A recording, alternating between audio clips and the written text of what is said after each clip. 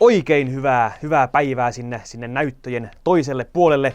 Olemme täällä taas unboxaamassa tuotetta videon parissa ja tällä kertaa poiketaan tuosta normaalista rintamasta sen verran, että tämmöinen puhelinvalmistaja kuin OnePlus on tässä muutaman vuoden aikana nostanut aika hyvin näkyvyyttään ja noussut kuluttajien korville ja huulille ja silmille melko nopealla tahdilla. Ja toukokuussa OnePlus on julkaissut OnePlus 7-sarjan ja tämän sarjan lippulaivamalli on OnePlus 7 Pro.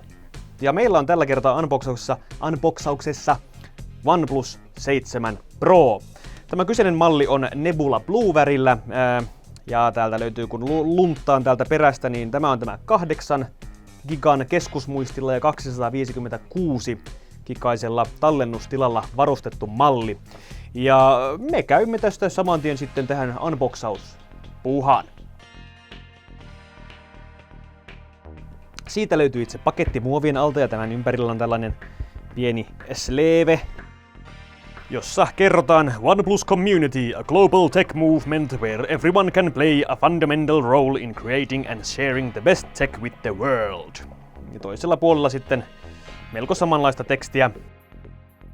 OnePlus Community is the best place to learn about the device, meet the new friends and enter exclusive content. Join us through the community app on your new phone. Eli siinä he pyytävät liittymään tähän OnePlusan kommuuniin, mistä saa paljon uusia kavereita ja tietoa ja kaikkea muuta kivaa. Siitä avaamme itse tyylikkään valkoisen paketin. Ensitöikseen löytyy tällainen pieni laatikko.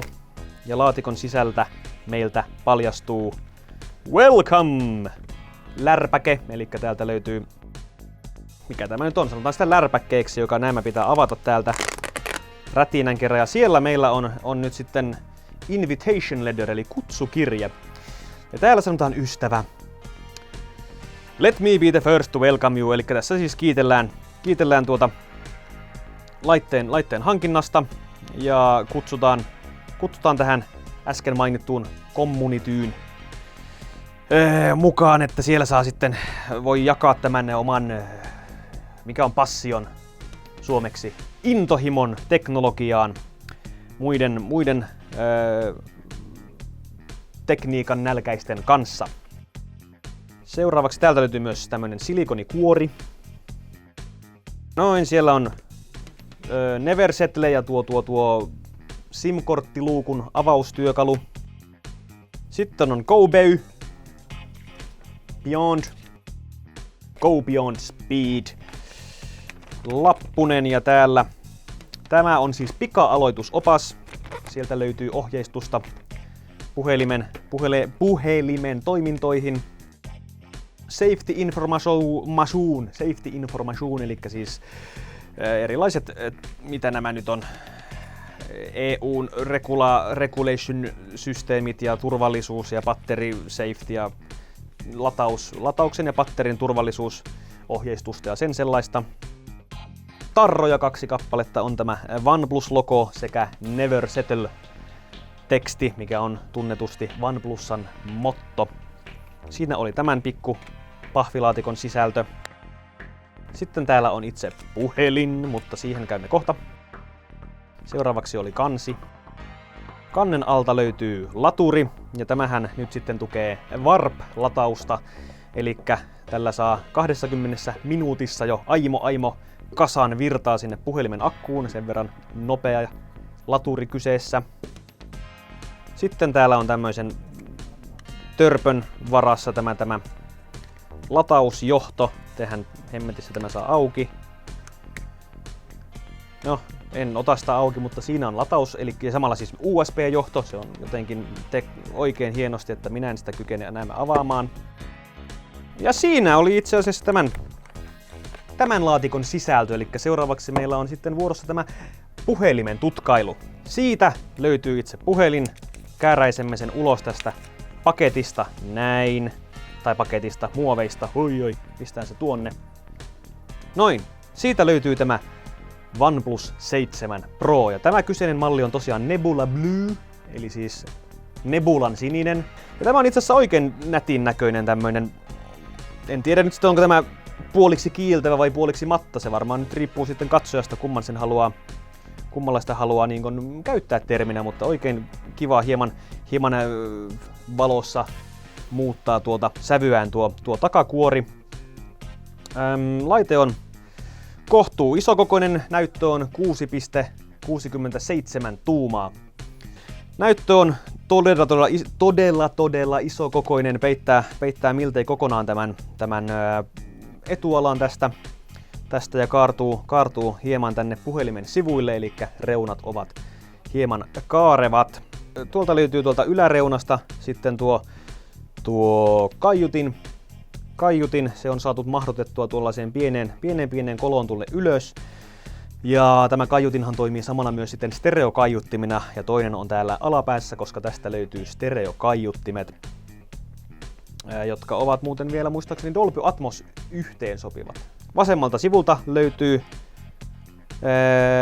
tuo volyymisäätönappi, ja täältä oikealta sivulta löytyy sitten tuo virtanappi tai näytön lukituksen avausnappi sekä tämä slideri, mistä voi sitten valita, mikä soittoprofiili tai ääniprofiili on käytössä.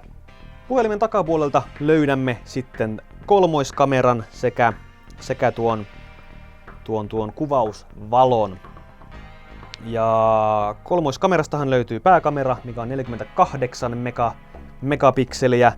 Sitten löytyy laajakuvalinssi sekä telelinssi, eli monenmoiseen erilaiseen kuvaustilanteeseen löytyy valmius tästä kyseisestä puhelimesta. Pohjassa on SIM-kortin paikka, latauspistokepaikka sekä tuo aikaisemmin mainittu stereokuuloke. Ja 3,5 millin kuulokeplugihan ei tästä puhelimesta sitten löydy. Mutta tuohon saa kuitenkin Type-C-adapterin, jos haluaa käyttää sitä langallista headsettiä tämän puhelimen kanssa. Yläreunasta löytyy tämmöinen pieni luukku, tai tämmöinen, mikä tämä nyt on, tämmöinen ovaalin muotoinen härdelli, ja sehän on itse asiassa etukamera, sillä sitä ei ole tässä näytön etupuolella enää ollenkaan.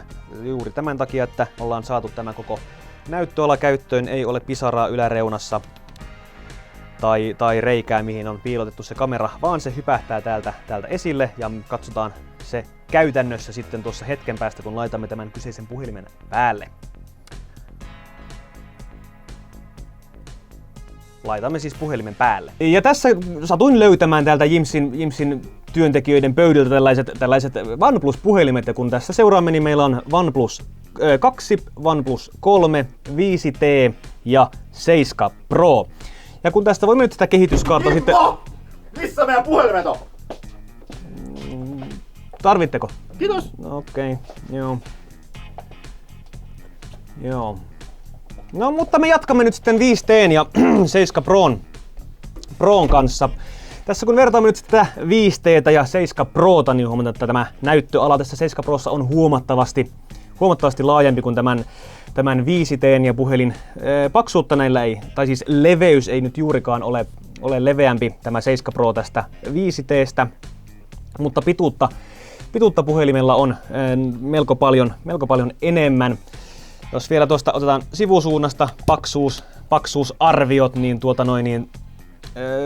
7 nyt, totta kai 7 tuo rautapuoli on melko tukevampaa mitä tuossa 5T:ssä, niin se on hieman paksumpi kuin tuo 5T, mutta ei nyt mitään ihan älyttömästi. Painoa tietenkin on jonkin verran enemmän tämän täyteläisyyden ansiosta. Tutkitaanpas tässä nyt hieman tätä puhelinta sitten tai käyttöliittymää tarkemmin. No, teillä ei nyt tässä se tietenkään ihan sillä tavalla näy, mutta tämä näyttöhän tosiaan on 90 hertsinen AMOLED-näyttö, eli erittäin hyvä näyttö kyseessä.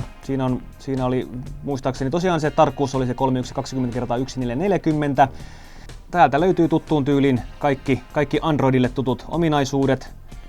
Menkäämme täältä nyt käymään sitten tuolla setupissa, katsotaan hieman tämän puhelimen tietoja. Eli kyseessä rauta täällä puhelimessa. Sisältä löytyy Snapdragon 855 prosessori, eli yllin kyllin tuota potkua löytyy kyseisestä prosessorista.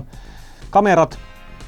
Tästä löytyy tosiaan triplakamera, 48 megapikselinen tuo pääkamera, 16 megapikselinen laajakuvakamera ja 8 megapikselin optinen zoomikamera. Näyttö, kuten tuossa olikin, se on AMOLED 6.67 tuumainen näyttö, mikä tosiaan peittää tosi suuren alan tästä puhelimen etualalta. Täältä löytyy Android-versio 9 ja ohjelmistoversio on tällä hetkellä Oxygen OS:n 9.51. Ja kurkataanpas myös hieman sitten miten tämä kamera tässä toimii. Otamme kameran sieltä auki. Tuossa on meillä kuvauskohde. Noin, siinä se möllöttää, ja tuolta kun vedämme tämän näin, niin meillä on laajakuva, mistä näkyy, että tämä on huomattavasti laajempi kuin tuo äskeinen. Sitten voimme zoomata hieman lähemmäs. Meillä on tämä normikamera sekä sitten tuo 3-kertainen zoomi tuossa naps. Sitten on tämä erikoisuus, kun otamme tämän etukameran täältä esille. Töks, niin meiltä nousi täältä yläreunasta tämä kamera, ja nyt se sitten mulkoilee minua tämä kamera, ja otetaan sitä hyvä laadukas kuva meille. Noin, sieltä se nappasi oikein kauniin kuvan. Mitäs jos tämä puhelin nyt sitten sattuu tipahtamaan, niin siitä löytyy tämmönen fiksu toiminto. Elikkä kun puhelin lähtee tippumaan, niin kamera vetäytyy automaattisesti sinne sisälle. Ja täällä onkin meillä ilmoitus: laite havaitsi putoavansa ja etukamera on laskettu. Ja haluatko käyttää etukameraa? No, enpä sitä enää tähän hätään tarvitse. Tähän vielä mainittakoon loppuun, että akun koko on 4000 mAh. Sellainen unboxaus oli ja tarkastelu tällä kertaa. Me palaamme ensi kerralla uuden videon parissa, joten se on morjensta.